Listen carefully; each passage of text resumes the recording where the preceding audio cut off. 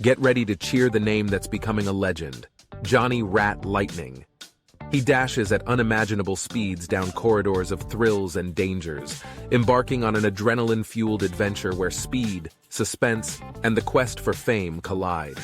Johnny the Legend awaits. The Legend of Johnny Rat Lightning, Part 1, from Tales of the Middleton Zoo. Beastie heart thumping, adrenaline boiling, Johnny Rat Lightning dashed, twisted, and turned, his tiny paws burning, his body bumping, bounding, bearing down claustrophobic corridors. Johnny the Rat Lightning, king of the rat mazes, dashed, darted, and remained determined. Johnny the Rat Lightning navigated narrow lanes, tackled impossible bends, and wriggled, contorted, and rammed his rodent frame through adverse apertures. A sapien spirit ensnarled in a furry frame, Johnny the Rat Lightning. When Johnny the Rat conquered the simple T-maze, his fellow rodent denizens scarcely blinked. The T-maze, with its corridors resembling outstretched arms, posed a straightforward challenge, a simple choice of two paths. Johnny cracked it on his second try. Then came the Y-maze. On his first approach, he veered left, though previously he had always veered right. But as he darted down this branch, his whiskers tingled, and his tiny nose breathed a tantalizing whiff of camphor-laced rat cracker, the reward for resolving the maze. Johnny had unraveled the puzzle. Then, the white lab coat-clad giant picked him up and placed him in the same tunnel again. He asked with investigative skepticism, would it remember the path on its second attempt? Johnny thought to himself, I'll show this jeering giant that I'm no ordinary rat. And with that, he sprinted defiantly down the tube, veered left again, and nibbled the reward rapidly, a rat cracker.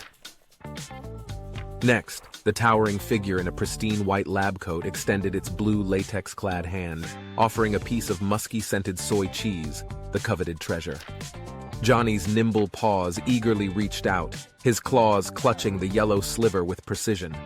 His sensitive nose and twitching whiskers leaned in, and his lengthy tongue delicately traced along its surface before he indulged, savoring each pungent morsel that disappeared into his tiny jaws.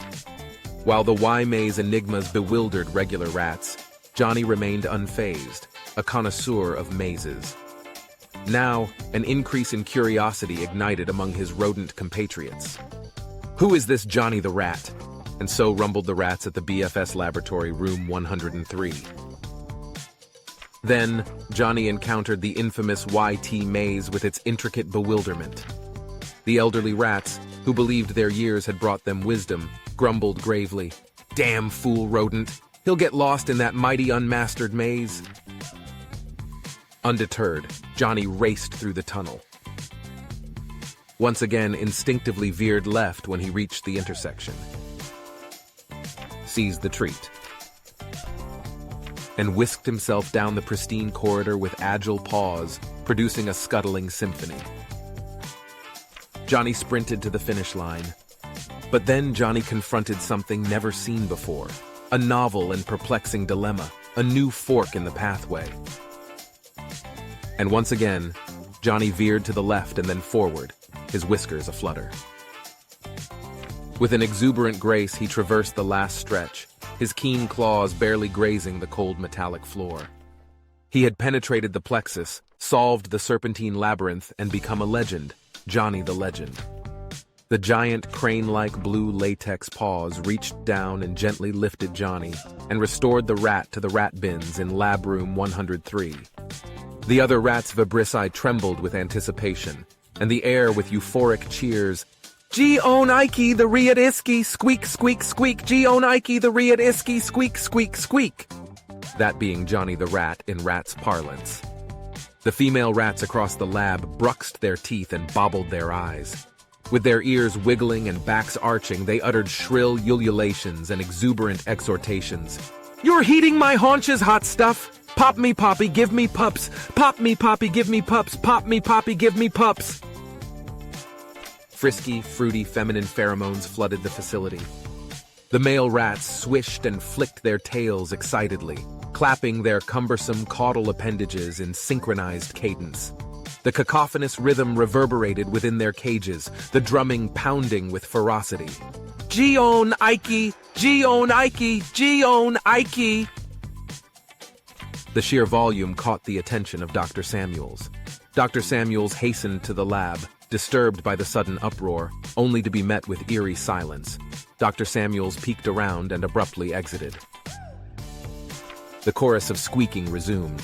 Gion Ike, the Riadiski, squeak, squeak, squeak. Gion Ike, the Riadiski, squeak, squeak, squeak. Gion Ike, the Riadiski, squeak, squeak, squeak. Johnny, the rats hailed him a hero. But as his fame flourished, he felt increasingly unfulfilled. Haunting dreams hinted at human history, fuzzy traces intruding into his consciousness.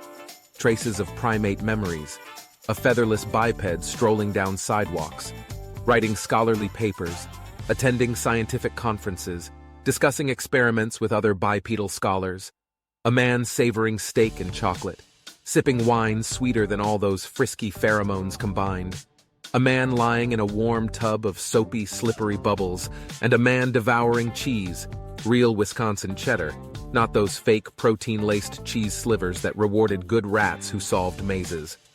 One fateful day, in a fearsome flash of revelation, he remembered that diabolical devil, one Dr. Donald Davis, who, driven by a dark envy of Dr. Johnny Mann's magnificence and renown, forever forced Johnny Mann into this loathed, lamentable rodent realm, where Johnny was trapped, thereafter confined within a rat's body.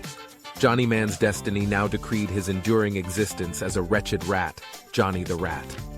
Each effort to gesticulate his human identity to the other rats boomeranged into furious squeaks and squeals.